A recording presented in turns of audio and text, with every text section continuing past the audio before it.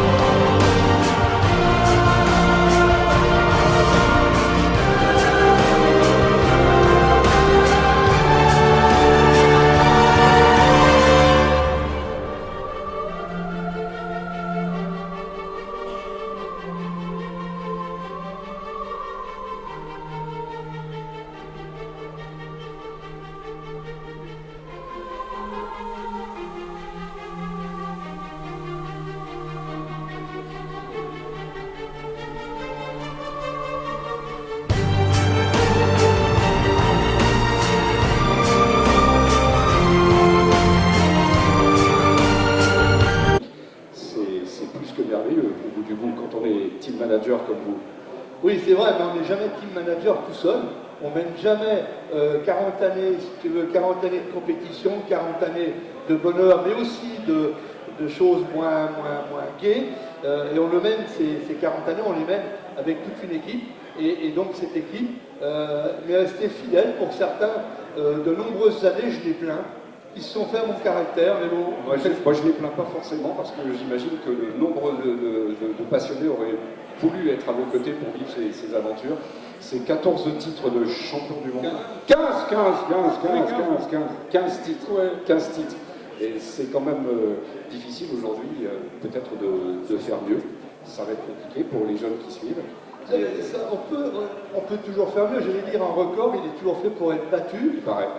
Voilà, c'est vrai.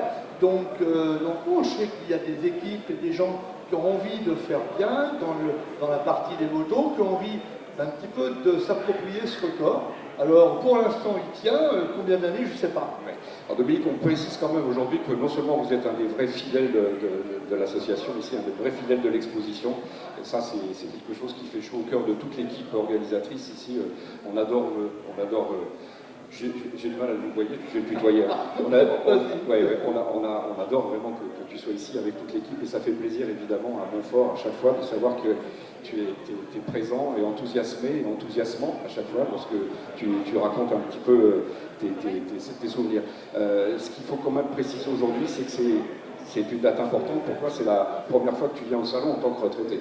Eh ben oui, il faut un début à tout. Faut un début à tout. Donc, eh ben oui, je suis retraité depuis presque 2 mois.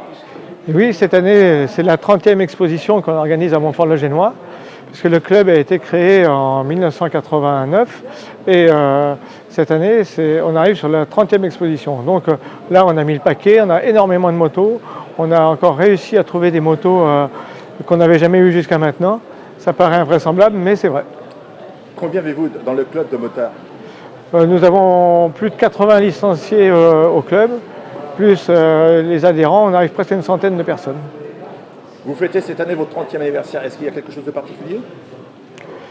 Eh bien, c'est toute la cohésion qu'il y a à l'intérieur du club qui est particulière, en fait, qui fait qu'aujourd'hui, il peut y avoir autant de motos réunies, des motos exceptionnelles, en fait. Vous aimeriez trouver un endroit justement pour pouvoir faire les compétitions?